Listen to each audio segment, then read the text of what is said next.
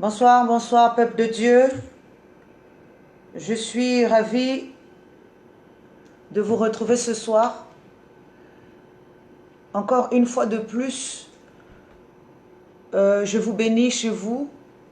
Je bénis cette parole qui va sortir ce soir et je bénis également la présence de Dieu au milieu de nous.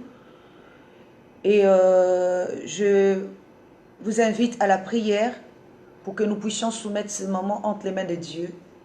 Nous allons prier. Gloire à toi, Jésus, pour tout ce que tu fais tous les jours au milieu des hommes, pour ta présence infinie, pour ton amour insondable, incomparable. Nous bénissons ta sainte présence et nous voulons te soumettre ce moment afin que tu en prennes le contrôle. Gloire à toi, Jésus, pour tout dans le nom de Jésus. Amen. Ce soir, nous allons aborder le thème « L'épouse prostituée ». Et nous allons faire notre première lecture dans le livre de Jérémie, le chapitre 2, le verset 2. Nous le lisons au nom de notre Seigneur Jésus-Christ. Alors, Jérémie, chapitre 2, le verset 2. Nous allons même commencer au premier verset. Cela nous dit ceci. La parole de l'Éternel me fut adressée en ces mots. Va, écris aux oreilles de Jérusalem. Ainsi parle l'Éternel. Je me souviens de ton amour lorsque tu étais jeune, de ton affection lorsque tu étais fiancé, quand tu me suivais au désert dans une terre inculte. Nous allons encore le relire pour une seconde fois. La parole de l'Éternel me fut adressée en ces mots, donc à Jérémie. Va, écris aux oreilles de Jérusalem. Ainsi parle l'Éternel. Je me souviens de ton amour lorsque tu étais jeune et de ton affection quand tu étais fiancé, quand tu me suivais au désert dans une terre inculte. Alléluia. Alors, donc, nous parlerons, comme je l'ai dit entre-temps, de l'épouse prostituée. Ici, cette parole que nous venons de lire nous parle de Jérusalem comme une femme prostituée. Enfin, pas encore comme une femme prostituée, mais nous allons le voir au fur et à mesure que je vais avancer. Donc, cette parole de Dieu nous dit que Dieu s'adresse à Jérémie en lui disant de s'adresser à Jérusalem et de lui dire, de lui rappeler ce qu'elle était autrefois. Or, nous voyons que par rapport à notre compréhension humaine, Jérusalem est une ville physique. Or, si nous prenons cela dans un sens physique en disant que Jérusalem est une ville physique, nous allons nous rendre compte que Dieu ne peut pas s'adresser à une ville physique comme si c'était une personne. Nous allons également nous rendre compte que Dieu parle ici à cette Jérusalem comme étant une fiancée et comme étant une personne qui le suivait. Qui suivait qui? Qui suivait Dieu dans le désert.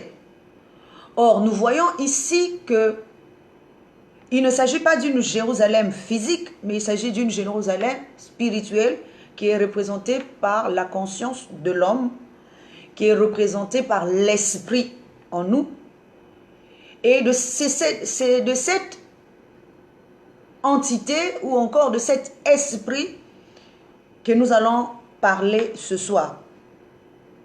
Je vais encore prendre un autre passage de la Bible, Jérémie 3, verset 2. Il nous est dit, lève tes yeux vers les hauteurs et regarde où tu n'étais-tu pas prostituée.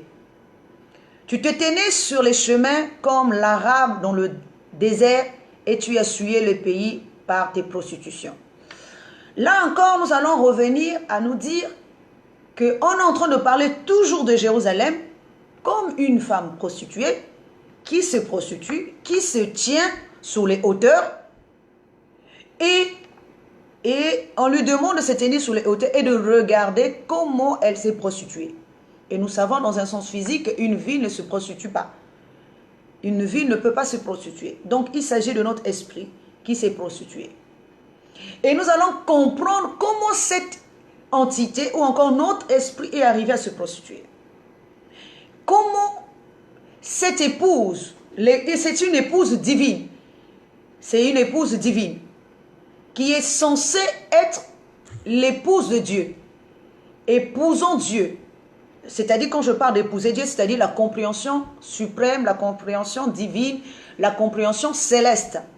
Et qui s'est retrouvée comme une prostituée qui accepte tout. Et quand je parle d'accepter tout ici, c'est-à-dire des compréhensions dans diverses ou dans divers niveaux de l'homme.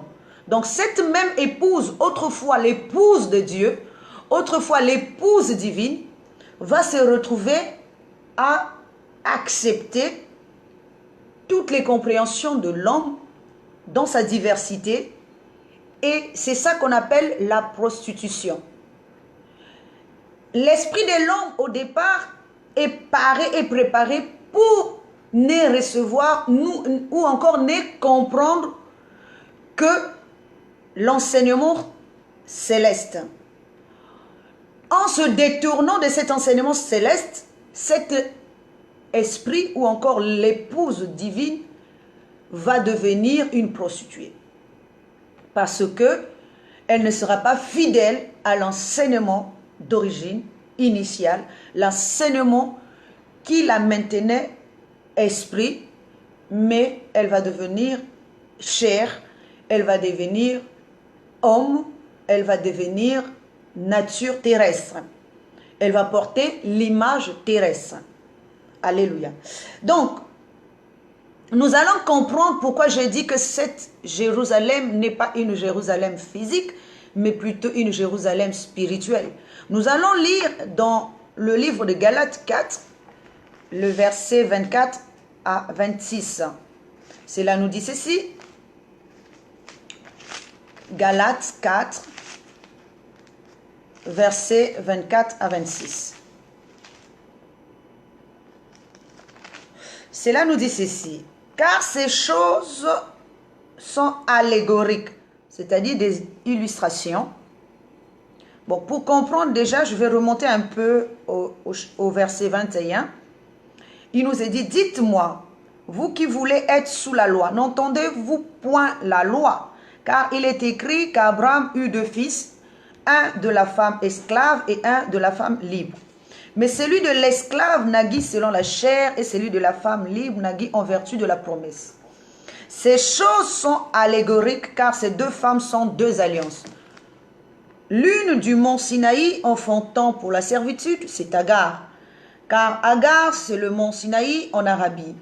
Elle correspond à la Jérusalem actuelle qui est dans la servitude avec ses enfants. Mais la Jérusalem d'en haut est libre, c'est notre mère. Car il est écrit, réjouis-toi stérile, toi qui n'enfantes point, éclate et pousse des cris, toi qui n'as pas éprouvé des douleurs de l'enfantement, car les enfants de la délaissée seront plus nombreux que les enfants de celle qui était mariée. Alors, donc, nous comprenons ici, quand nous parle de deux alliances, une alliance terrestre qui sont représentées par deux femmes. L'une est représentée par la Jérusalem d'en haut et l'autre la Jérusalem d'en bas. Celle qui est représentée par la Jérusalem d'en haut, c'est Sarah, l'épouse de Abraham. Et celle qui est représentée par la Jérusalem terrestre d'en bas, c'est Agar. Et donc, nous allons comprendre comment une épouse va devenir une femme prostituée. Comment deviendra-t-elle une femme délaissée, une femme prostituée? Alléluia.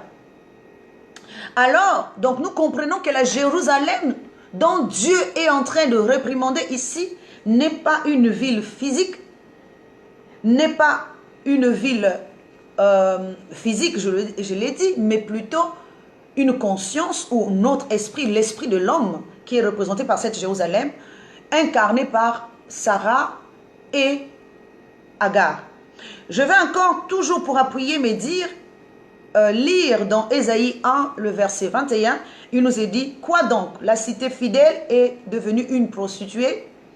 Elle était remplie d'équité, la justice y habitait, et maintenant il y a des assassins. » Alléluia. Cette même Jérusalem, autrefois fidèle à Dieu, c'est-à-dire dans la compréhension de Dieu, fidèle à l'époux, fidèle dans la divinité, dans la compréhension divine, est devenue une prostituée, c'est-à-dire épousant plusieurs compréhensions et devenant un corps qui abrite plusieurs esprits ou encore plusieurs compréhensions. À l'image de Marie de Magdala qui va abriter 7 démons. Or, chaque démon représente une compréhension de l'homme, l'homme terrestre. Et c'est de là que nous allons comprendre qu'est-ce que je suis en train de dire. Et donc, nous comprenons que cette même prostituée qui est représentée par la Jérusalem, une ville autrefois fidèle, une ville autrefois sainte, une ville autrefois préparée, plein de justice, plein d'équité, va devenir une ville prostituée, une conscience prostituée qui accepte tout ce qui vient à elle, de bon, de mauvais, et elle va finir par laisser ce qui est bien. Alors, nous allons encore toujours appuyer, parce que là je suis en train d'introduire mon message, pour que vous puissiez comprendre, nous allons toujours appuyer sur la ville, comment cette même ville qui autrefois était une ville d'équité va devenir une ville prostituée. Et elle va devenir également une ville qui abrite des assassins, c'est-à-dire ceux qui tuent. Donc la mauvaise compréhension, la mauvaise pensée, la corruption qui va tuer tous les prophètes. Alors, dans Luc 13, 34, il nous est dit, Jérusalem, Jérusalem qui tue les prophètes, qui lapide ceux qui te sont envoyés. Combien de fois ai-je voulu rassembler tes enfants comme une poule rassemble sa couvée sous ses ailes, et vous ne l'avez pas voulu. Donc nous voyons ici, Jérusalem, c'est toujours une compréhension, c'est toujours notre conscience. C'est cette Jérusalem dont il est question ici, qui est devenue une prostituée, qui est devenue une ville qui assassine tout ce qui lui est envoyé. Donc, toute la bonne compréhension qui arrive dans l'homme, l'homme ne le reçoit pas. L'homme préfère rester dans la compréhension humaine, dans la compréhension terrestre, et c'est pour ça que tout meurt en lui. Tout ce qui est pensée de lumière, tout ce qui est pensée de liberté meurt. Et tout ce qui est obscurité reste, parce que c'est notre conscience qui tue ce qui arrive en elle. Alors, pour encore comprendre d'où est sortie cette image de prostitution pour notre conscience, nous allons repartir dans le jardin d'Éden. Si d'abord nous comprenons que la Jérusalem dont on parle ici n'est pas une ville physique, mais notre conscience, encore l'esprit de l'homme, nous allons donc rentrer dans le vif de mon enseignement de ce soir. Là, l'épouse prostituée. Comment cette épouse va devenir prostituée alors qu'au départ, cette épouse est l'épouse de Dieu? Alléluia. Nous savons que la parole de Dieu nous dit que nul homme ne peut venir à moi si Dieu ne l'attire. Et la parole de Dieu nous dit encore, peut-on sonner de la trompette dans une ville en épouvante sans que cela vienne de Dieu, ou sans que Dieu l'ait ordonné? Donc nous savons que tout vient de Dieu. Donc si aujourd'hui, on nous parle d'une épouse prostituée, représentée par la Jérusalem, peu importe que cette Jérusalem est céleste ou terrestre, car le terrestre représente le corps et le céleste représente l'esprit. C'est la même personne, c'est la Jérusalem. À quel moment elle est terrestre? Au moment où elle se comporte, ou s'applique au terrestre, ou s'exprime selon le terrestre, et à quel moment elle devient une Jérusalem céleste, au moment où elle s'exprime dans le céleste. Mais en tout, elle n'est que la Jérusalem, peu importe qu'elle soit terrestre ou céleste. Donc nous allons commencer à comprendre à quel moment cet esprit est devenu une prostituée. Depuis le jardin d'Éden, la parole de Dieu nous dit que lorsque Dieu a formé l'homme selon avec la poussière, parce qu'il nous est dit que l'homme était formé de la poussière, mais l'homme n'avait pas encore de vie. Il a fallu que Dieu envoie son esprit dans l'homme. Nous voyons que l'esprit qui est venu dans l'homme, c'est lui qui est l'épouse divine. L'esprit qui est venu habiter en l'homme, c'est lui qui est l'épouse divine. Nous allons encore voir un autre aspect des choses. La parole de Dieu nous dit que Dieu a formé l'homme de la poussière de la terre. Or, former l'homme de la poussière de la terre symbolise quoi? Une poussière, ça veut dire c'est un corps dispersé. Un corps dispersé qui n'est pas encore formé. Et ce corps qui est dispersé ne porte pas l'image divine, mais porte l'image terrestre, parce que c'est un corps dispersé. Il faut qu'on forme ce corps, ça c'est juste une parenthèse, qu'on forme ce corps pour lui donner maintenant l'image céleste. Pour lui donner l'image céleste, il a fallu d'abord que Dieu envoie son esprit dans l'homme. Or, l'esprit dans l'homme n'est pas l'esprit de l'homme, mais l'esprit de Dieu qui vient habiter dans l'homme comme une aide. Parce qu'il est dit que l'esprit en nous aide dans nos faiblesses. L'esprit est une aide pour l'homme et il nous aide dans nos faiblesses. Donc nous voyons que l'homme par lui-même ne peut pas se former à l'image de Dieu.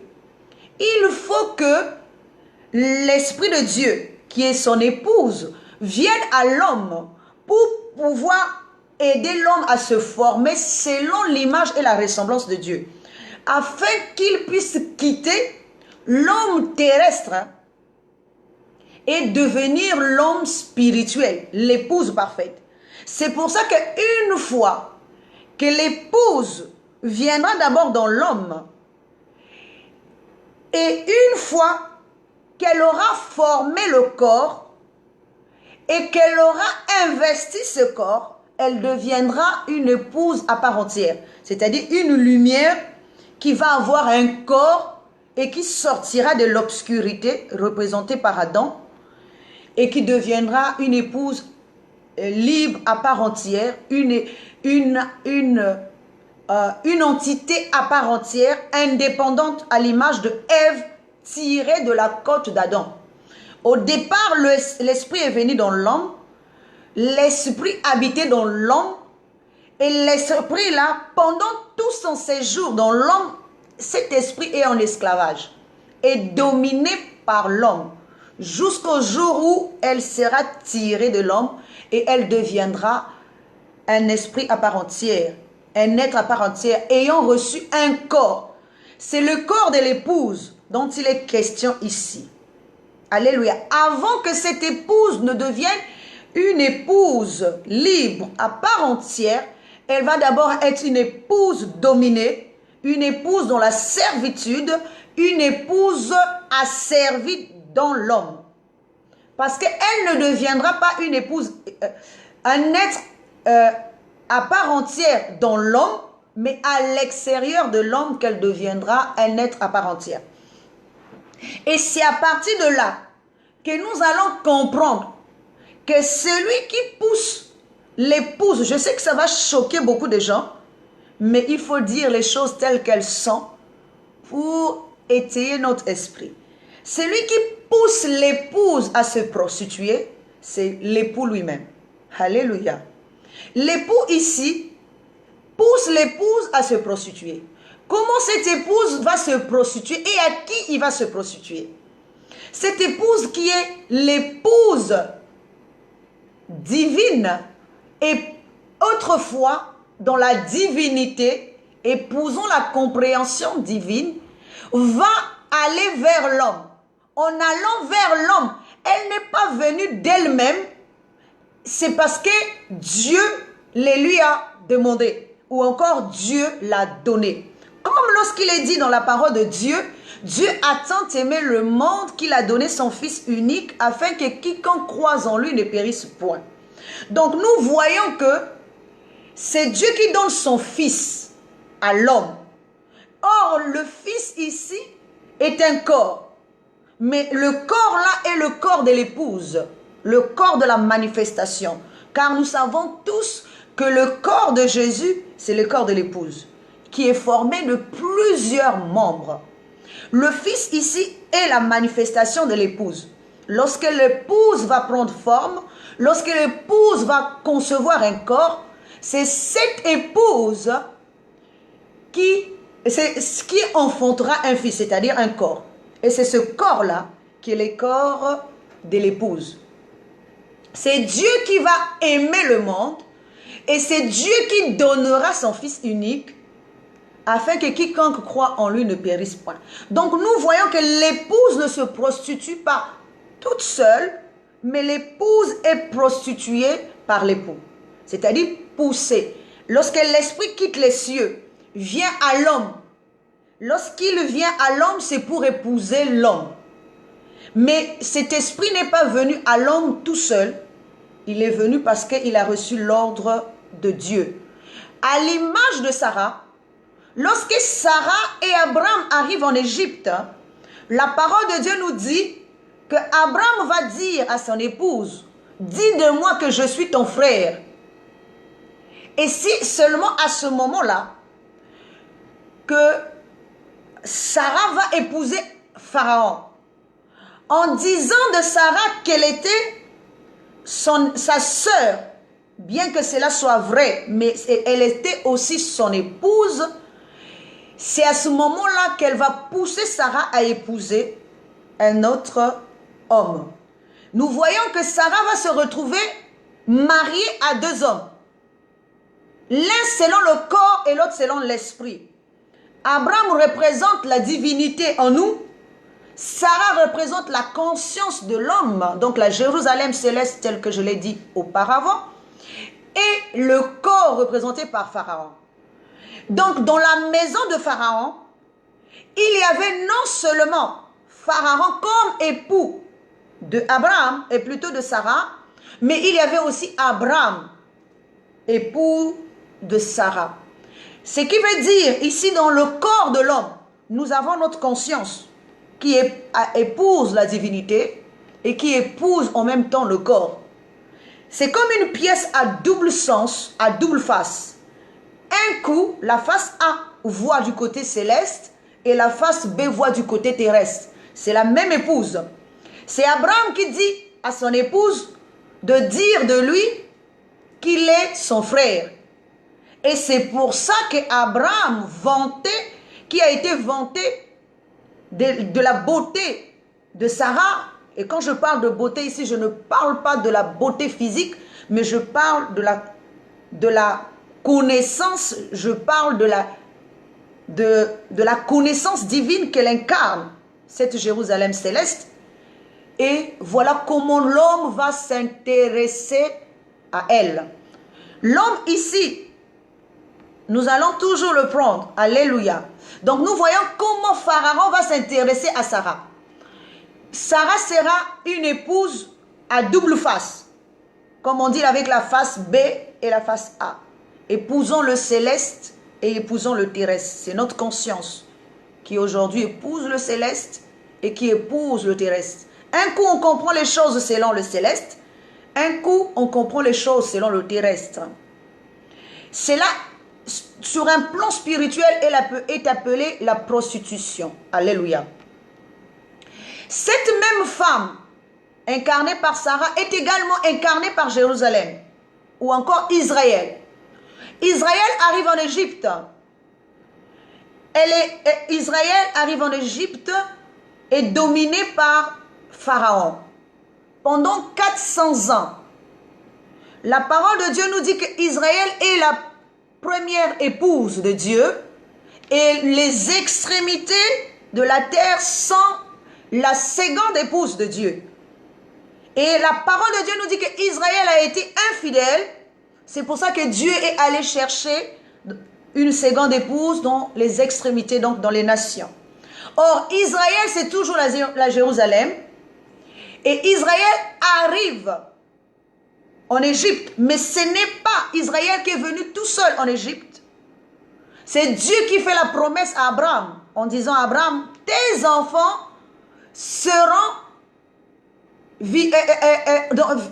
dans la servitude pendant 400 ans.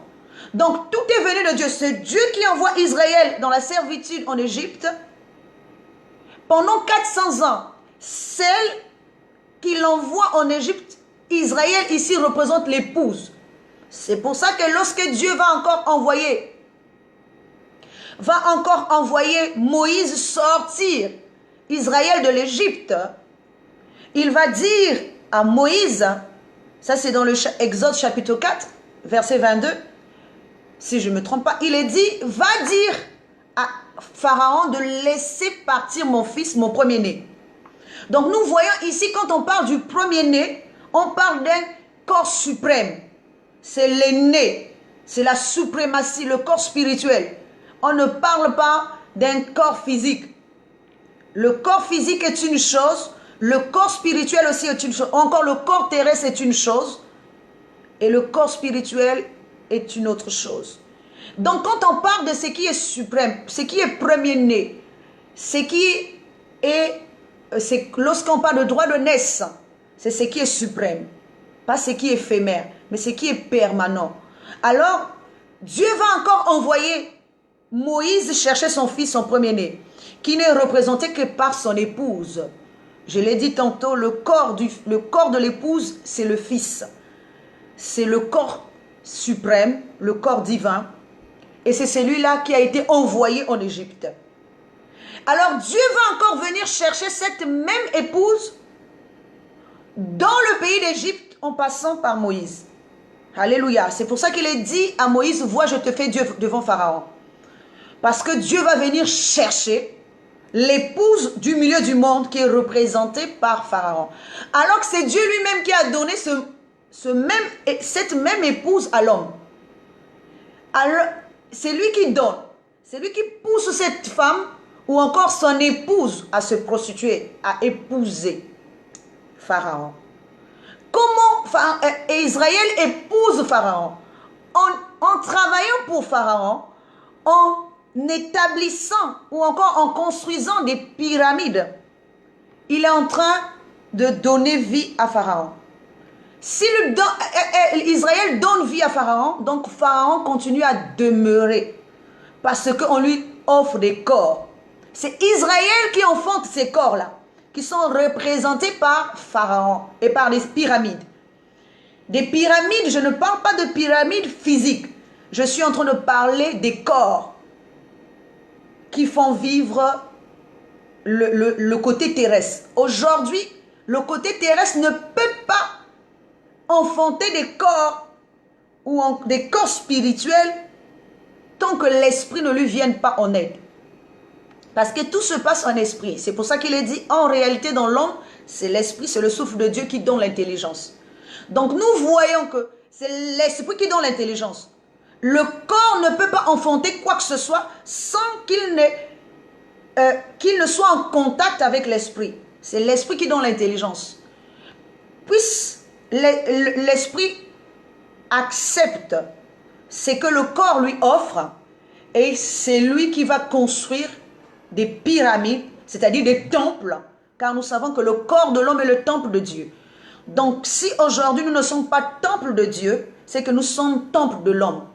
Et c'est notre esprit, notre conscience qui se prostitue dans tous les niveaux de l'homme, dans tous les âges de l'homme, c'est diversifiant, c'est dispersant afin de donner, continuer à donner vie pendant 400 ans. Et les 400 ans ici sont représentés par 4 générations de l'homme, c'est-à-dire corps, âme, esprit et le côté suprême de l'homme, la hauteur, la divinité de l'homme, ou encore l'être extérieur, l'être intérieur, l'être suprême.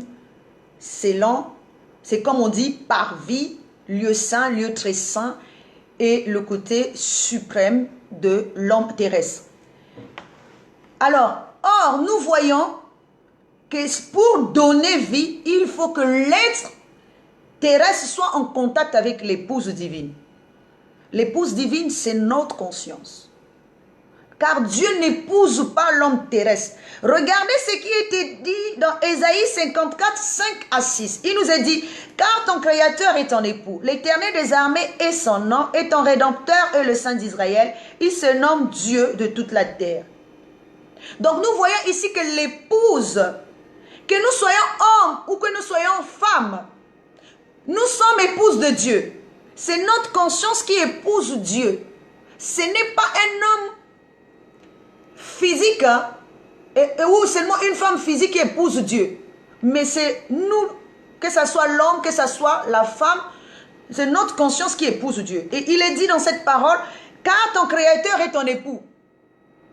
Mais l'époux n'épouse pas le corps physique, mais l'époux épouse la conscience. Tout se passe dans la conscience. Et il nous est dit au verset 6, car l'Éternel te rappelle comme une épouse délaissée au cœur attristé, comme une épouse de la jeunesse qui a été repudiée. Donc nous voyons ici que celle qui a été repudiée, renvoyée de la divinité, c'est Dieu. De la même manière que Dieu donne son esprit à l'homme, c'est comme s'il répudie cette femme. Cette femme va être récupérée par l'homme. Alléluia. Alors qu'il y a une loi qui dit que Lévitique 21, 14 nous dit, tu ne prendras ni une veuve, ni une femme répudiée, ni une femme déshonorée ou prostituée, mais il prendra pour femme une vierge parmi le peuple. Donc, cette femme qui a été répudiée ne devait pas être récupérée par l'homme. Ne devait pas être, parce qu'elle incarne une femme prostituée, elle va incarner une femme veuve, elle va incarner une femme répudiée, une femme veuve, une femme déshonorée. Parce que tout ça, c'est notre conscience. Elle a été déshonorée. Parce que à quel moment elle est déshonorée? C'est quand l'homme viole son intimité. À quel moment l'homme viole son intimité?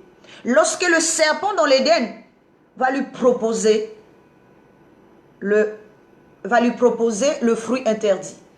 C'est à ce moment-là que l'homme qui est représenté par ce serpent va violer l'intimité de l'épouse. Parce qu'elle n'était pas censée manger le fruit interdit. À quel moment elle devient veuve? À partir du moment où elle mange le fruit interdit et elle sort de sa divinité, parce que c'est Dieu qui commence à chercher Adam en lui disant « Où es-tu » Alors que nous savons que Dieu est omniscient, omnipotent, omniprésent, il ne peut pas chercher Adam. Il doit voir où se trouve Adam. C'est que Adam et Ève n'étaient plus dans la dimension divine. Elle venait, quand je parle de elle ici, c'est-à-dire l'épouse qui est représentée par Adam et Ève, venait d'éteindre leur divinité et elle se retrouvait dans une dimension de l'homme et non dans la dimension divine. Donc nous voyons que à ce moment-là, lorsque la lumière s'éteint dans l'homme, l'homme devient veuve parce qu'elle vient de faire périr la divinité en lui, elle en tant qu'épouse. À quel moment elle est devenue femme répudiée? Au moment où Dieu la confie à l'homme. elle devient une épouse repudiée, une épouse délaissée aux soins d'un autre. Et à quel moment elle devient prostituée? Elle devient prostituée au moment où elle accepte de rentrer dans la compréhension de l'homme. C'est à ce moment-là qu'elle devient une femme prostituée. Alors, nous allons comprendre encore. Tout à l'heure, je vous ai pris l'image de Sarah qui épouse les deux natures, de l'homme terrestre, l'homme céleste. Et nous allons comprendre encore, comme je disais tantôt, que depuis le jardin d'Éden, Dieu va tendre un piège. Et ce piège-là est à double sens. Alléluia. Pour comprendre ce que je veux dire, nous allons lire dans Lévitique, chapitre 19, le verset 14. Il nous est dit, tu ne maudiras point un sourd et tu ne mettras devant un aveugle rien qui puisse le faire tomber, car tu auras la crainte de ton Dieu, je suis l'Éternel. Je veux le reprendre pour une bonne compréhension. Tu ne maudiras point un sourd et tu ne mettras devant un aveugle rien qui puisse le faire tomber, car tu auras la crainte de ton Dieu, je suis l'Éternel. Nous allons comprendre à quel moment l'homme est aveugle. Nous allons le comprendre dans deux sens. Adam est d'abord l'aveugle, le premier aveugle représenté toujours par l'homme, le corps qui est sourd et qui est aveugle. Ce corps est censé n'est pas manger l'arbre de la connaissance du bien et du mal. Pourtant, c'est Dieu qui va tendre un piège à Adam. Comment? Parce que en plaçant l'arbre de la connaissance du bien et du mal dans le jardin, c'est comme un piège que Dieu tend à Adam. Parce que sachant que Adam est un aveugle et Adam est un sourd. Parce que Adam n'avait aucune connaissance de ce que cachait cet arbre. Or, la parole de Dieu nous dit que le péché est venu à cause de l'interdiction. C'est Paul qui le dit. La loi. Tant qu'il n'y avait pas de loi, il n'y avait pas d'interdiction, il n'y avait pas de péché. Et tant qu'il y a eu la loi, il y a eu l'interdiction, c'est là que le péché est venu. Le péché a profité. Alléluia. Donc nous comprenons ici que Adam est l'aveugle et le sourd qui ne connaissait rien. Seul Dieu avait la vue et seul Dieu avait l'entendement. Et il a placé l'arbre de la connaissance du bien et du mal dans le jardin où se trouve Adam, qui est aveugle et sourd, parce qu'il nous est dit que c'est seulement lorsque Adam, plutôt le diable ou encore le serpent parlera à Ève, que Ève verra que l'arbre est bon à manger et agréable pour ouvrir la vue. Ça veut dire qu'avant, ils étaient aveugles, ils ne voyaient pas. C'est seulement quand elle a entendu la voix étrangère et qu'elle a compris, et c'est à ce moment-là que les yeux de l'esprit se sont ouverts. Alors, nous comprenons que ça, c'est la première forme du piège que Dieu tend à l'homme. Mais il y a encore un autre piège que Dieu tend à l'homme, cette fois-ci sous une autre version. Dieu tend un piège à l'homme. Dans quel sens? L'homme ici, il y a l'homme corps et l'homme nature. Donc il y a l'homme corps représenté par Adam et il y a l'homme nature représenté par le serpent. Et ce sont les deux dimensions qui seront pris au piège. Le serpent également est pris au piège. Et vous allez me dire comment? Le serpent également a été pris au piège. Parce que lorsque le serpent s'exprime, il convoite une épouse qui n'est pas à lui. Adam et Ève sont l'épouse de Dieu. L'un incarne la conscience, l'autre le corps. Mais lorsque le serpent, comme Pharaon voit l'épouse, pour Pharaon, Pharaon voit Sarah la plus belle femme. Il convoite Pharaon et il fait de Pharaon l'épouse. Mais il ne sait pas qu'à un moment donné, Dieu va frapper sa maison de stérilité, de sécheresse, pour récupérer cette même femme, sortir Sarah du milieu de Pharaon. Ce qui veut dire quoi? C'est que c'est un piège qu'on a piégé Pharaon. Pharaon récupère Sarah comme épouse,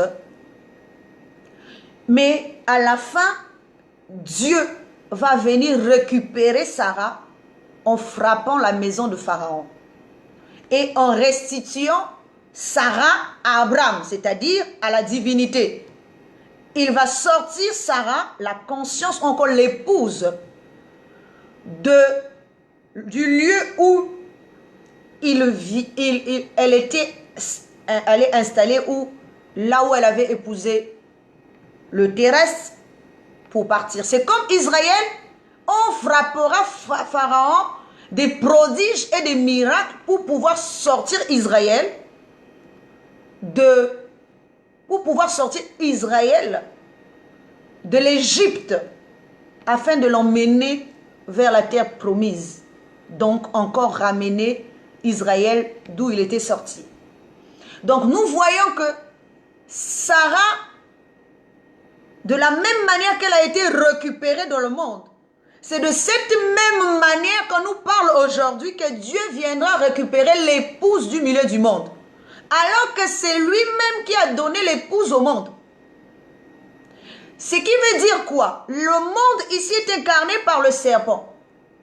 Mais le serpent, en convoitant la femme ou encore l'épouse de Dieu, ne savait pas qu'il y avait un piège. Alléluia. Le piège ici est fait dans les deux sens, comme je l'ai dit. Ce qui nous emmène à comprendre que ici, bien que le serpent avait une connaissance, mais sa connaissance est une connaissance aveugle. Il ne voyait pas le plan de Dieu. Il ne voyait pas le piège que Dieu lui avait tendu. Alléluia. Il ne voyait pas le piège que Dieu lui avait tendu. Il voyait seulement avec ses grands yeux comment convoiter l'épouse de Dieu. Comment récupérer cette femme. Comment faire de cette même femme, parce que lorsque Adam et Ève sont sortis de l'Éden, ils sont devenus épouses de l'homme, c'est-à-dire marchant selon l'homme, dans la compréhension de l'homme, dans la nature de l'homme. Mais ce n'est pas son épouse, c'est l'épouse divine. Bien que cette même épouse se prostitue, mais cette même épouse sera récupérée dans la fin des temps. Alléluia. Donc nous voyons que le piège que Dieu tend ici à l'homme, la forme de Adam, corps, et la forme du serpent, nature, puisque l'homme a le corps, a la conscience et a aussi la nature. Ce sont les trois esprits. Et il y a l'arbre. Donc les trois esprits et l'arbre sur lequel est positionné le serpent, ce sont les quatre dimensions de l'homme. Il y a l'arbre, il y a l'épouse, c'est-à-dire il y a Ève, il y a Adam et il y a le serpent. Ce sont les quatre dimensions de l'homme actuel. Dans toutes ces dimensions, l'arbre du bien et du mal, les deux natures qui sont représentées par le serpent. Donc Dieu tend un piège dans les deux natures afin que non seulement que la femme devienne prostituée, mais également à l'homme de convoiter ce qui n'est pas à lui, de récupérer ce qui n'est pas à lui. Et Dieu viendra sous forme fracassante pour récupérer l'épouse. Nous allons encore comprendre cela sous une autre forme que nous allons lire pour comprendre. Dans 1 Roi 22 à 22, il nous est dit, nous sommes toujours en train de parler de l'homme et comment Dieu piège l'homme et qui est aveugle. Donc, dans 1 Roi 20, à partir de, plutôt 22, à partir du 20e verset, il nous est dit, bon, même 19e verset, nous allons commencer à 19. Et Michée dit, écoute donc la parole de l'Éternel. J'ai vu l'Éternel assis sur son trône et toute l'armée des cieux s'étendant auprès de lui, à sa droite et à sa gauche. Et l'Éternel dit, qui séduira Akab pour qu'il monte à Raboth, en Galade, et il y périsse. Ils répondirent l'un d'une manière et l'autre d'une autre. Et un esprit vint se présenter devant l'Éternel et dit, moi je le séduirai. L'Éternel lui dit, comment?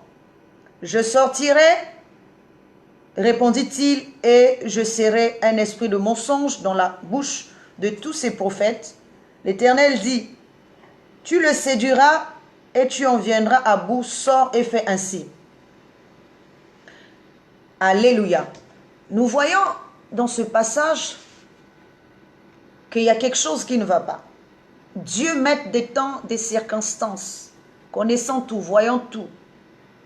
Comment peut-il siéger pour pouvoir connaître comment arriver à bout de Akab? Que représente ce Akab-là? Dieu qui voit tout, qui peut éliminer quelqu'un à n'importe quel moment et retirer juste le souffle de vie. Comment peut-il être encore là à siéger au milieu de ses enfants qui sont à gauche et à droite pour savoir comment faire périr Akab? Pourquoi Dieu n'enlève-t-il pas juste le souffle de vie en lui? Pourquoi Dieu ne le gifle-t-il pas justement pour qu'il meure et qu'on n'en parle plus, qu'on en finisse? Mais Dieu siège. Et encore, ce qui est pire, c'est que toute l'armée des cieux n'arrive pas à trouver des solutions devant Dieu. Non seulement Dieu lui-même n'arrive pas à trouver une solution pour faire périr Akab, mais Dieu n'arrive pas, les enfants de Dieu, toute son armée, à gauche et à droite, n'arrive pas à trouver des solutions. Il faut qu'un esprit vienne d'ailleurs pour venir proposer une solution à Dieu, mettre des temps, des circonstances. Qui est cet esprit qui va venir, qui peut être encore plus intelligent que Dieu lui-même? De quelle manière? Quelle solution? Et Dieu est même surpris de sa solution. Il devrait à faire périr Akab. Et Dieu est surpris. Comment? Attends. Comment est-ce possible? Dieu met des temps, des circonstances. Comment peut-il encore être surpris de la solution qu'apporte cet esprit qui vient de nulle part, qui sort de nulle part? Et pourquoi veut-il à tout prix faire périr ce Akab-là? Que représente ce Akab pour que Dieu veuille et siège surtout pour pouvoir le faire périr? Si c'est un homme physique, pourquoi ne va-t-il pas seulement ôter la vie à cet homme-là? Ôter la vie. Mais il siège au milieu de tous ses fils pour trouver une solution de comment ôter la vie à Akab. Donc, et ensuite, l'esprit dit, Dieu lui pose la question, comment? Attends, Dieu est surpris de la réponse de cet esprit. Qui est cet esprit qui peut être plus intelligent que Dieu pour apporter une solution dont même Dieu est surpris? Incroyable, mais vrai. Et donc, nous voyons ici, que représente cet esprit? Alléluia. Il est dit que cet esprit représente. Cet esprit apporte le mensonge. Il est dit, je serai un esprit de mensonge dans la bouche de ces prophètes. Ce qui nous emmène encore à dire que donc Akab est prophète. Prophète, qui est-il? Ces prophètes qui ne sont pas les prophètes de Dieu, mais les prophètes de Akab. Donc il faut qu'on envoie un esprit de mensonge pour faire périr tous ces prophètes. Pour faire périr Akab, il faut un esprit de mensonge dans la bouche des prophètes. Donc c'est Akab ici représente l'homme terrestre. L'homme terrestre qui a déjà ses propres prophètes, c'est-à-dire ses propres corps spirituels, qui sont représentés par les pyramides construites par Israël. Ses propres prophètes. Dieu sait qu'aujourd'hui l'homme ne peut pas mourir comme ça tant qu'il n'y a pas un esprit de mensonge, un esprit d'égarement pour pouvoir éteindre l'homme en nous, pour pouvoir éteindre la dimension de l'homme, la nature de l'homme en nous. Il faut qu'on lui envoie un esprit de mensonge. Mais qui peut être porteur de cet esprit de mensonge? Si ce n'est l'épouse elle-même. Alléluia. Si ce n'est l'épouse elle-même. L'épouse est venue dans l'homme pour sortir l'homme de sa nature terrestre afin que l'homme devienne maintenant une nouvelle créature. En apportant, donc, et Achab, et l'esprit de mensonge là, et Dieu lui-même, ce sont les trois dimensions de Dieu. Parce que Dieu ne peut pas combattre Achab comme si c'était quelqu'un de sa dimension, de sa hauteur. Parce que si Dieu cherche à le faire périr et cherche des solutions, c'est que Achab est à la dimension de Dieu. Et il faut encore un plus puissant pour pouvoir éteindre cet homme-là. Alléluia. Nous voyons encore que cet esprit de mensonge-là est représenté par une nature. Et cette nature est l'épouse de Dieu. C'est la nature terrestre. C'est la chair. C'est une divinité. C'est une entité. Et la chair est une divinité ou encore est une compréhension à la hauteur de la compréhension céleste. Et la Jérusalem terrestre. C'est pour ça qu'il nous est dit que lorsque Sarah quitte la maison de sa maîtresse Sarah, elle va dans le désert avec son fils, donc l'homme terrestre qu'elle enfantait, et qu'elle avait soif. Il nous est dit qu'à un moment donné, il a fallu qu'on lui ouvre les yeux et elle va percevoir de l'eau. Or, l'eau qu'elle va percevoir là, ce n'est pas de l'eau physique, c'est une connaissance. Elle deviendra à part entière une connaissance. Donc un puits, une source d'eau. Comme elle avait déjà un fils, donc un corps disponible pour pouvoir refléter son image, pour pouvoir refléter sa connaissance. Donc il y a le côté terrestre et le côté céleste qui sont que la même personne. Mais le côté céleste est préservé et c'est le côté terrestre qui est mis à l'avant. Sarah devient un puits à part entière, une source d'eau qu'elle va recevoir dans le désert. Une connaissance. Donc la chair, avec ses vices, avec les désirs, avec sa compréhension. Alléluia. Et c'est cette Sarah, c'est plutôt cette Agar qui est notre nature d'aujourd'hui. Et son fils Ismaël, qui est notre corps d'aujourd'hui. Et pour cela, quand l'épouse arrive, c'est pour détruire la nature là, pour anéantir la nature là, afin que l'homme devienne maintenant le corps céleste.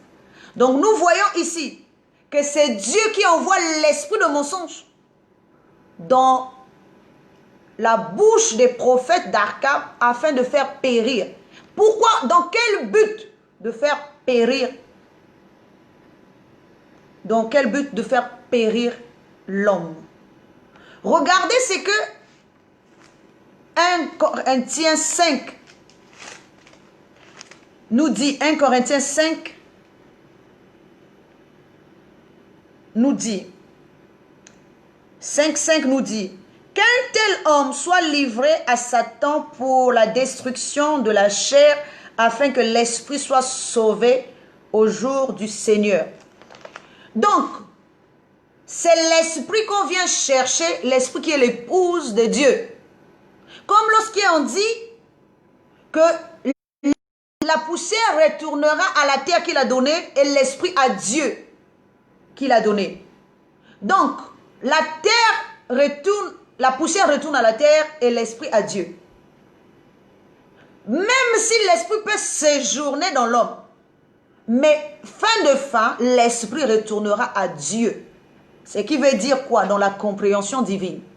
Portant l'image de Dieu, la nature divine et la compréhension divine. Donc nous voyons que cette même femme qui va être prostituée, représentée également par Marie de Magdala qui est prostituée, qui est habitée par plusieurs démons. Mais lorsque l'époux vient, celle que l'époux est venu représenter par Jésus ici, est venue chercher, c'est Marie de Magdala. Elle est formée, constituée de tous les disciples qui sont rassemblés, les prophètes qui ont été envoyés à Jérusalem. Une fois que ce corps est rassemblé, ce corps est reformé, rassemblé, parce que lorsqu'il est dispersé, Marie de Magdala est une prostituée. Dans plusieurs compréhensions. Lorsqu'elle est rassemblée, c'est qu'elle retourne à l'époux dans une seule compréhension représentée par Jésus. C'est pour ça que la parole de Dieu nous donne l'image d'une Marie assise au pied de Jésus pour pouvoir recevoir l'enseignement céleste. Et c'est pour ça qu'elle savait également que Jésus devait ressusciter le 3e jour, alors que tous les autres ne pouvaient pas le savoir, parce qu'elle incarne le 13e disciple. Or, un disciple ici veut dire quoi? Veut dire élève. Et Jésus étant maître, celui qui est au pied, qui comprend l'enseignement. Et c'est pour ça qu'elle va recevoir également l'enseignement de la résurrection, c'est-à-dire de la résurrection du Seigneur. Alors, de la même manière qu'il a été retiré, parce que lorsque Dieu réprimande tout le monde dans le jardin d'Éden, il commence par l'homme Adam, ensuite la femme Ève, et il finit par le serpent. Il dit, il retire au serpent ses pieds. Or, les pieds ici, c'est l'enseignement. Si le terrestre n'a plus d'enseignement, lui qui marche dans l'aveuglement, qui a reçu l'épouse divine et qui s'en est accaparé alors qu'il ne savait pas que c'était un piège, qu'à un jour donné, on va lui enlever cette lumière, qui est l'épouse divine. Et cette épouse était là pour un but, d'enlever la nature. Comme Jésus qui est lumière du monde, vient dans le monde pour enlever les ténèbres. Les ténèbres, c'est la compréhension de l'homme. Le corps de Jésus est le corps de l'épouse. Si Jésus vient dans le monde, c'est pour enlever le côté obscur. C'est pour enlever. C'est pour ça que l'épouse devient une prostituée. Si elle n'offre pas sa connaissance, comme Jésus, alléluia. Là aussi, je vais choquer certains. Jésus est devenu une prostituée dans quel sens? Si Jésus n'offre pas sa connaissance à tous les disciples, spirituellement, c'est une prostitution. Parce que Jésus est cette conscience divine qui va épouser chaque corps. Pierre, Matthieu, Jacques, tous les autres, en leur offrant sa connaissance spirituelle. Elle devient une prostituée. Afin que l'homme reçoive la lumière et que la nature de l'homme puisse s'éteindre en lui. Donc, il est dit, afin que l'esprit retourne à Dieu et on détruit le corps. Puisqu'il est dit également que la prostituée, plutôt que les enfants de la délaissée seront plus nombreux que celles de la bien-aimée ou celle qui est mariée. Donc, il est dit que la servante n'héritera pas le royaume avec son fils.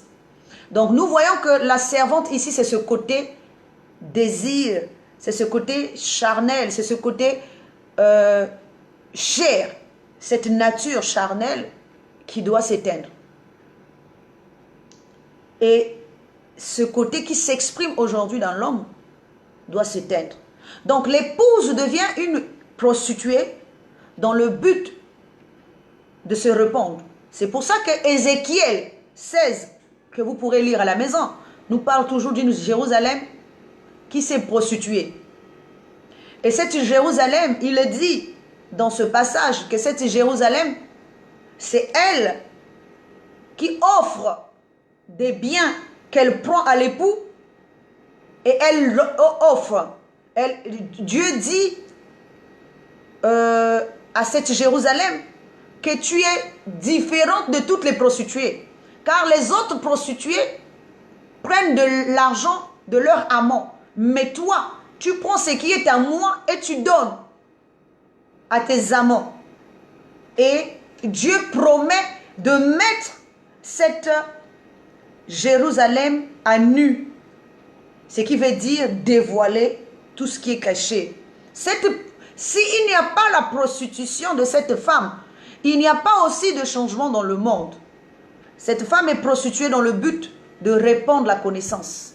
Donc si la connaissance est cachée, si la connaissance ne se perpétue pas, si la connaissance ne se répand pas, parce que cette femme, c'est la connaissance, c'est l'intelligence de Dieu, c'est la sagesse divine, c'est la compréhension céleste. Si elle ne va pas avec tous les corps, il n'y a pas de changement aussi dans l'homme. Cette épouse, c'est Dieu qui l'a donnée à l'homme, afin que l'homme, dans toutes ses dimensions, puisse connaître qui est Dieu. Et donc, elle est obligée les dimensions, c'est dans les 12 dimensions. Et la 13e dimension, c'est elle-même la connaissance. Je l'ai dit tantôt j'ai pris l'exemple de Marie de Magdala. Marie de Magdala est la 13e, c'est-à-dire la prise de conscience. Le 13e niveau de l'homme. L'homme, quand elle évolue, elle doit devenir épouse. Et l'épouse, c'est la conscience. Elle doit partir du corps terrestre, qui est représenté par les consciences masculines. Et tous les disciples, les 12 disciples sont les consciences masculines, afin de devenir une épouse parfaite, conscience féminine, un corps féminin. Donc c'est le corps féminin dont il est question ici.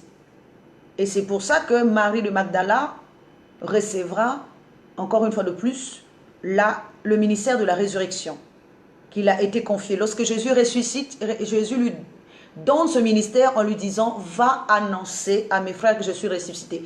Donc ce ministère, et en allant annoncer aux frères qui n'ont pas vécu la résurrection, qui n'ont pas vu le Seigneur en premier, elle va poser les fondements d'un nouveau ministère.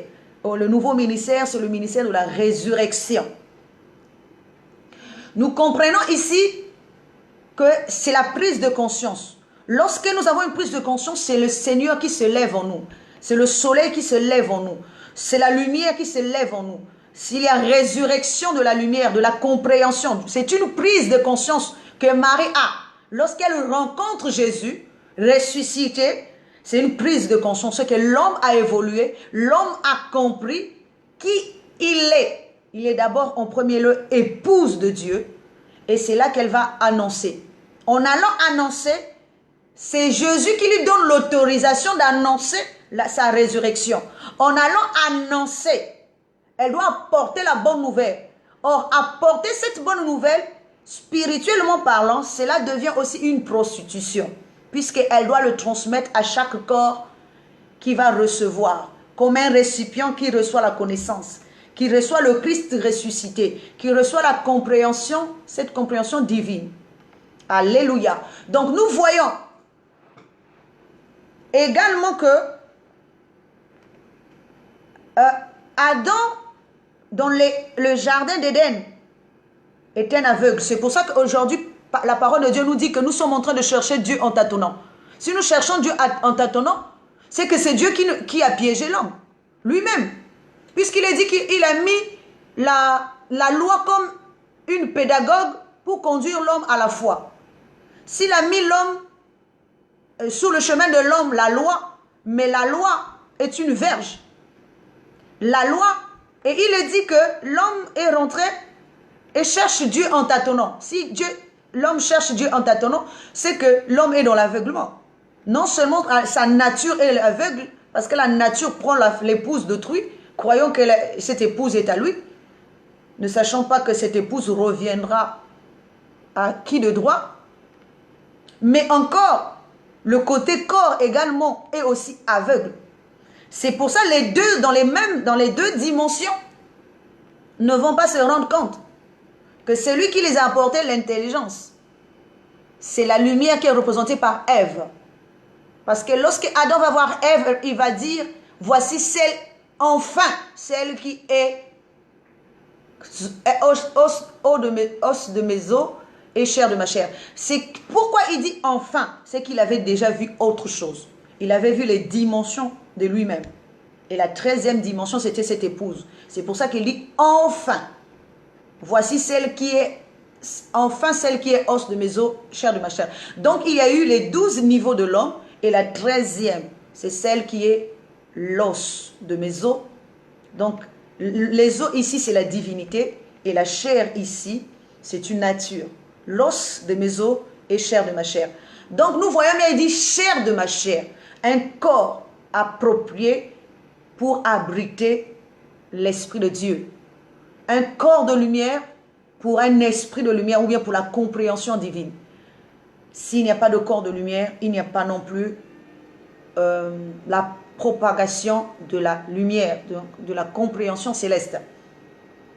Non seulement Adam est aveugle, donc Adam l'homme est aveugle et cherche Dieu en tâtonnant, et Dieu l'a piégé en envoyant une puissance d'égarement, c'est ce qui est écrit dans la Bible, une puissance d'égarement, et la puissance d'égarement c'est le mensonge, afin de nous sortir de la nature terrestre qui nous retient captive.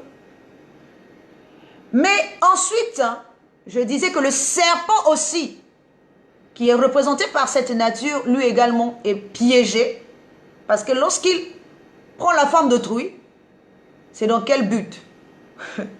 Regardez même cette histoire dans l'Éden. Il nous est dit que Dieu va réprimander Adam, mais il a écouté d'abord Adam. Il a dit, pourquoi as-tu fait cela? Donc il y a un jugement et Adam répond, la femme que tu as placée à côté de moi. Et il est dit à la femme, pourquoi as-tu fait cela? Et la femme répond, le serpent m'a séduit et j'ai été. Donc le serpent qui séduit l'homme ici, c'est l'épouse. C'est la nature. Donc il est dit, le serpent m'a séduit et voilà comment c'est-à-dire cette nature qui est représentée par Agar. Et il est dit, au serpent, on ne l'a pas écouté, on ne l'a pas entendu. Et quand les réprimandes sont tombées, on a donné une réprimande à l'homme, donné une réprimande à la femme, mais au serpent aussi sans l'écouter. Ça, c'est déjà un premier point. Mais il y a quelque chose qu'on va souligner là. Il est dit que le serpent avait des pieds et on lui a retiré les pieds. Or, les pieds représentent l'enseignement. Donc, le serpent avait son propre enseignement. Or, Dieu,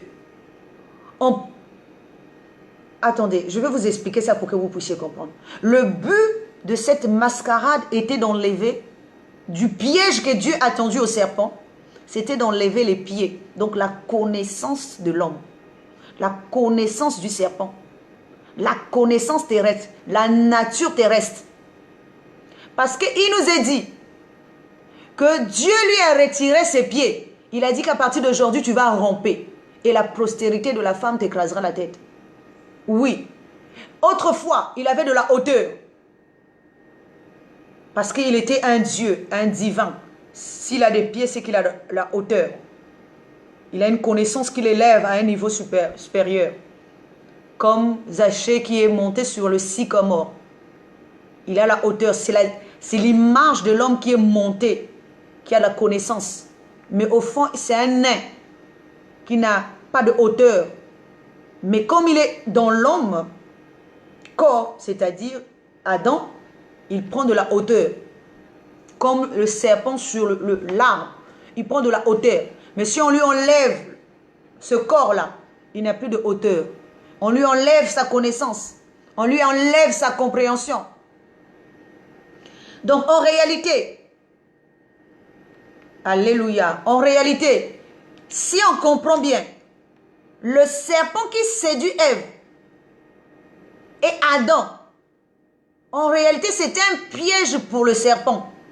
Car c'est Adam et Ève qui ont accompli le mystère de Dieu. Parce que le but, non seulement de séduire, c'est-à-dire celui qui croyait séduire a été en réalité séduit. Parce que c'est là, lorsque le serpent qui séduit l'homme, Adam et Ève, afin que Adam et Ève arrivent dans sa dimension, mais c'est dans le but qu'on lui enlève les pieds, c'est-à-dire sa hauteur de divin, la connaissance qui élevait l'homme jusqu'à la hauteur de Dieu. S'il n'a plus cette connaissance, s'il n'a plus de pieds, il va ramper. C'est pour ça qu'il est dit que le serpent a été chassé dans le monde. Parce que s'il n'a plus de hauteur, il n'est plus à la hauteur de Dieu, de la divinité, il est à la hauteur de l'homme. Il a été précipité sur la terre parce qu'il n'a plus de hauteur. Il rampe. S'il rampe, c'est qu'il il fait que du surplace dans la dimension terrestre. Il ne monte plus dans la dimension de Dieu. Et le but de la séduction, c'était de lui enlever à lui les pieds, afin qu'il ne monte plus à la hauteur de Dieu, qu'il ne soit plus égal à Dieu, qu'il ne soit plus à la dimension de la divinité, parce qu'il avait son propre enseignement. Pour cela, Adam et Ève ont été placés dans le jardin, afin de séduire le serpent, et afin que le serpent ne puisse plus avoir des pieds, c'est-à-dire sa propre connaissance. De la même manière, Dieu dit à l'esprit de mensonge de rentrer dans la bouche des prophètes d'Akab. De la même manière que le serpent est esprit de mensonge pour séduire Adam et Ève, c'est de cette même manière que Adam et Ève sont également esprit de mensonge pour le serpent, afin de le séduire lui également, afin qu'il n'ait plus les pieds et qu'il devienne un boiteux. Alléluia. Qu'il devient aveugle, parce que lui il voyait, et qu'il devienne aveugle. En fait, qu'est-ce que j'allais dire même? Il ne voyait pas que c'était un piège pour lui. Qu'en tombant dans le piège, en séduisant Adam et Ève, il allait en fait tomber dans le piège de Dieu. Dieu a placé, comme on dit, un pion, afin que Satan tombe. C'est comme l'esprit de l'homme qui est venu dans l'homme. Et dans la nature aujourd'hui, ne sait pas que la conscience qui travaille pour le corps aujourd'hui finira par repartir à la divinité, comme l'esprit repart à Dieu et la poussière à la terre.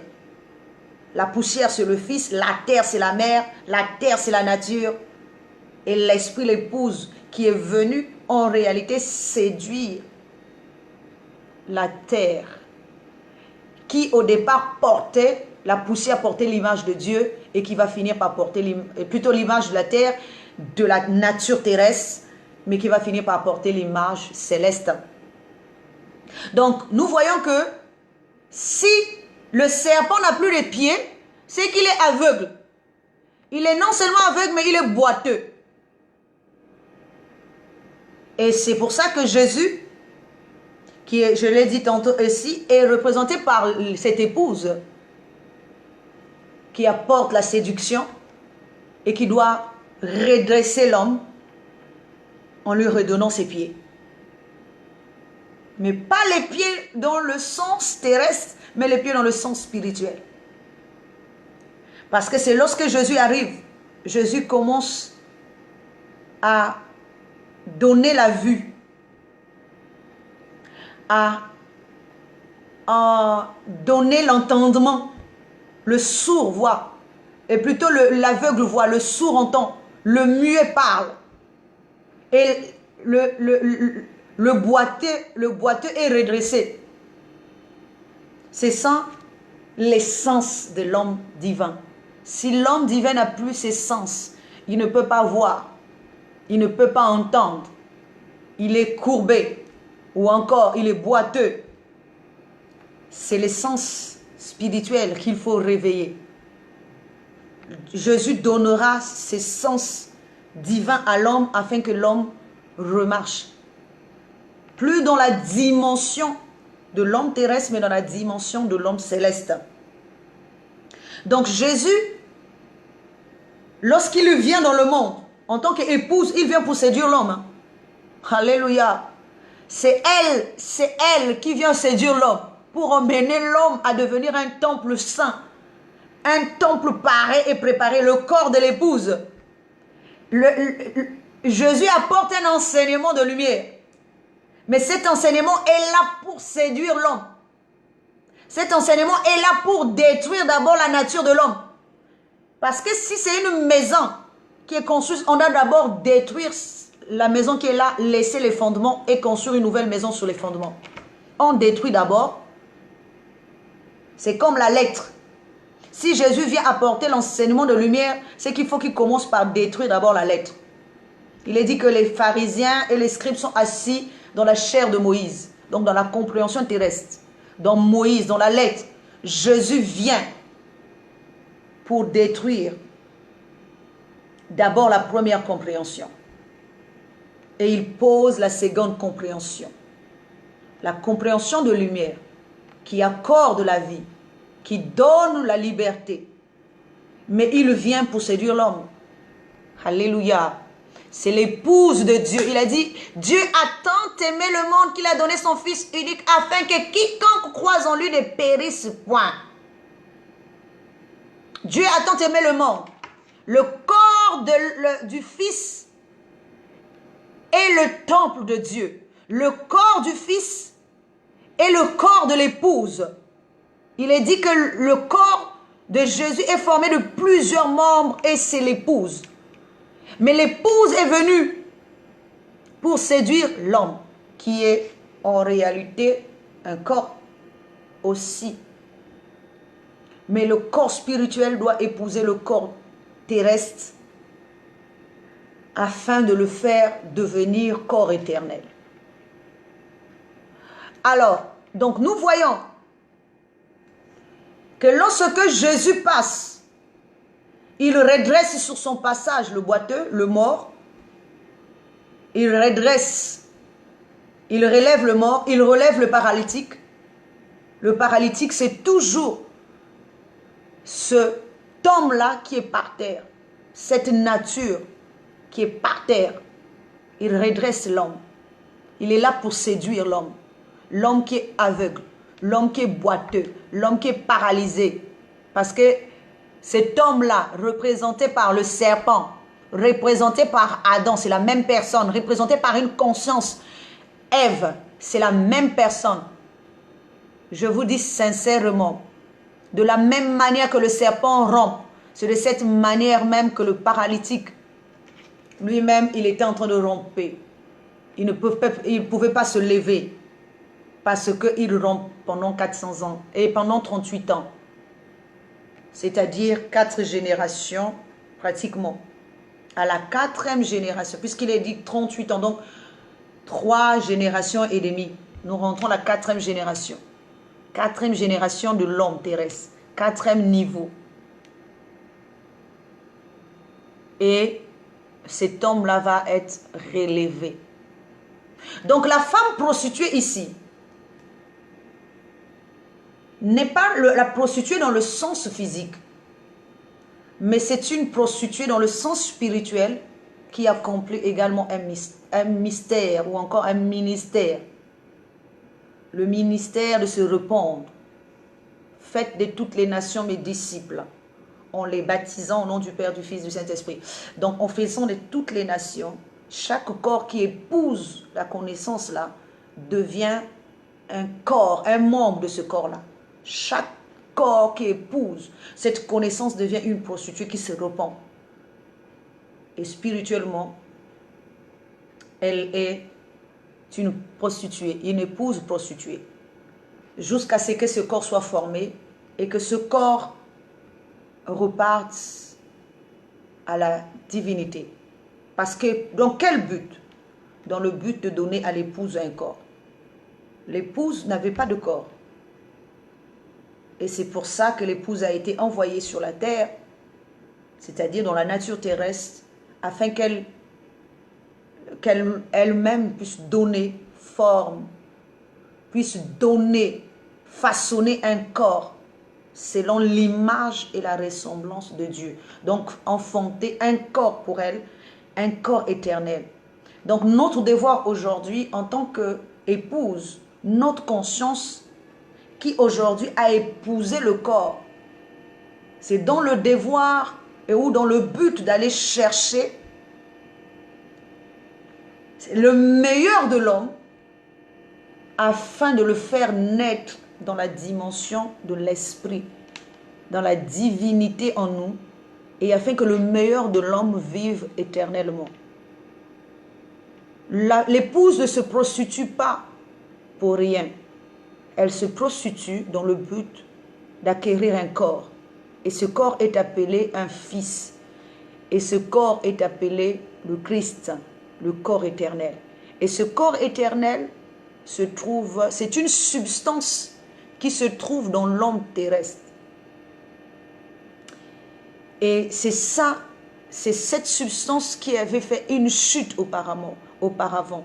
C'est le corps éternel qui est esclave, qui est assujetti dans l'homme aujourd'hui. Et c'est ce corps que l'épouse doit aller prendre, c'est-à-dire séduire, sortir du milieu du monde. Et seule l'épouse est capable d'aller séduire cette substance, le meilleur de l'homme. Seule une épouse peut façonner, seule une épouse peut engendrer. C'est comme lorsque l'homme qui a la sémence transmet la sémence à l'épouse. C'est l'épouse qui donne forme. Si l'épouse veut donner forme, la forme de l'homme à cette substance, c'est l'épouse qui décide. Si elle veut aussi donner la forme divine à cette substance, c'est elle qui le donne.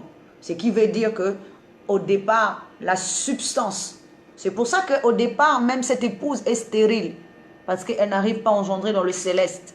Sarah est stérile, parce qu'elle n'arrive pas à engendrer dans le céleste un corps éternel, un corps divin. Et c'est Agar qui enfante, la partie terrestre qui enfante. Mais lorsque le temps arrivera, lorsque Dieu vient pour sortir son épouse du milieu du monde, cette femme adultère qui a trompé son mari avec le terrestre et qui va encore tromper son mari, parce que de la même manière que la femme adultère, qui est représentée par notre conscience, trompe le terrestre, c'est-à-dire Moïse, la connaissance de Moïse avec la connaissance divine, représentée par Jésus, c'est-à-dire que la conscience de l'homme qui accepte maintenant la connaissance de lumière, la conscience de l'homme qui accepte, elle va commettre selon l'homme l'adultère. Et ce que l'homme oublie, c'est que cette même épouse était autrefois l'épouse divine et que l'homme a séduit. Mais tout en sachant qu'elle est venue en mission. Et sa mission est de conduire le même homme vers l'éternité. C'est-à-dire lui donner un corps éternel. Et c'est pour ça que tous les membres du corps de Moïse, tous les membres du corps terrestre qui portaient autrefois la tête de Jean-Baptiste, puisque Jean-Baptiste était à la tête de ce corps, en le décapitant, ce corps deviendra le corps de Christ. C'est comme aujourd'hui l'Église est d'abord membre, plutôt l'Église est corps du terrestre, la compréhension terrestre, la compréhension de l'homme, et elle deviendra la compréhension céleste, la compréhension de Christ, et Christ lui-même deviendra la tête. Donc nous voyons que ce même corps avait d'abord épousé Jean-Baptiste, et quand Jean-Baptiste voit qu'il y a une connaissance supérieure à lui, il dit que moi je diminue, que lui croisse. Il dit, je ne suis même pas digne de délier la croix de ses chaussures. Donc nous voyons ici, effectivement, que la connaissance terrestre va s'éteindre pour laisser place à la connaissance terrestre, va laisser place à la connaissance céleste, qu'on va décapiter la tête, donc le serpent, on va décapiter sa connaissance, on va lui enlever les pieds, la hauteur, pour placer une nouvelle tête. La tête qui est enlevée, représentée par Jean-Baptiste, c'est Agar, la connaissance terrestre, la source terrestre, pour laisser descendre la Jérusalem céleste. La Jérusalem céleste est représentée par Sarah, la tête de Jésus, qui vient se poser sur le même corps. Ce qui veut dire, c'est la loi du plus fort. De la même manière que Satan va séduire Adam et Ève dans le jardin d'Éden pour sortir Adam et Ève du jardin d'Éden, c'est de cette même manière que Dieu viendra séduire la même épouse, qui est représentée par Marie, mère de Jésus. Marie, mère de Jésus, est une vierge, car il est dit que l'homme doit épouser une vierge. Mais cette vierge est fiancée. De la même manière que Dieu conduit sa fiancée dans le désert, comme il nous est dit au départ, il nous est dit, va, crie aux oreilles de Jérusalem, ainsi parle l'Éternel, je me souviens de ton amour lorsque tu étais fiancé, quand tu me suivais au désert dans une terre inculte. De la même manière que Marie est d'abord fiancée à Joseph. Joseph, elle est fiancée, mais elle n'a pas encore épousé la compréhension. C'est une femme vierge, c'est-à-dire qui est encore pure, qui n'a épousé encore aucun homme, qui n'a connu encore aucun homme, c'est-à-dire aucune connaissance, ni terrestre ni céleste. Dieu vient, comme Adam et Ève étaient encore dans le jardin d'Éden, une conscience pure, qui n'avait épousé que Dieu auparavant, entendait Dieu, comprenait Dieu, vivait selon le céleste, selon l'image céleste, et qui finira par vivre selon l'image terrestre. C'est de cette même manière que Dieu vient chercher l'épouse au milieu du monde, c'est-à-dire Marie, conscience pure, vierge, et qui finira par l'ensémencer, afin qu'elle puisse enfanter un fils de lumière, c'est-à-dire un corps de lumière, un corps de gloire, un corps éternel représenté par Jésus, son fils. Avant qu'elle-même ne devienne lumière, il a fallu qu'on puisse la parer, la préparer par un enseignement, représenté par le premier enseignement qui est l'ange Gabriel, qui vient la parer, la préparer parce qu'on va l'ensémencer. Et la sémence qu'elle reçoit, c'est une connaissance d'en haut, représentée par l'ombre de Dieu qui vient la couvrir. Ensuite, elle va enfanter. Et elle enfante un enfant de lumière. Cet enfant conduira le peuple ou encore le corps de Christ à se repentir et à devenir un corps divin, un corps céleste, le corps de Dieu. Alléluia. Donc nous voyons que de cette même manière, cette femme, pourquoi Dieu va-t-il choisir qu'une femme qui est fiancée? Pourquoi n'a-t-il pas pris une femme qui n'était pas fiancée? Pourquoi va-t-il ensémencer une femme qui est fiancée? Justement parce que cette femme incarne son épouse. Et Dieu ne vient prendre que ce qui est à lui. Dieu ne prend pas ce qui n'est pas à lui. C'est comme l'épouse est à lui et Dieu vient chercher l'épouse du milieu du monde. Parce que cette épouse est à lui. Dieu ne vient pas prendre ce qui n'est pas lui. Il a donné à l'homme l'épouse jusqu'à un temps marqué. Et après, il viendra récupérer l'épouse du milieu du monde. Et le monde, c'est le corps de l'homme. C'est le temple de Dieu. Et Dieu va s'imposer dans ce corps en tant que Dieu suprême.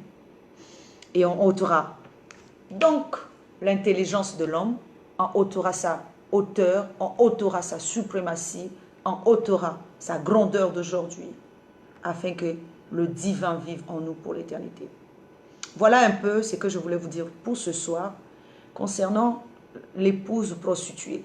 Elle ne se prostitue pas pour elle-même, mais elle se prostitue pour la bonne cause.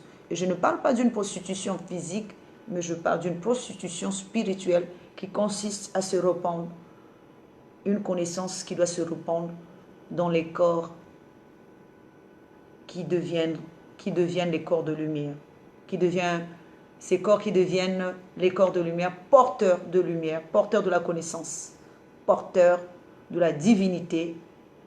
Et voilà, que le Seigneur vous bénisse chez vous, parce que nous avons fini.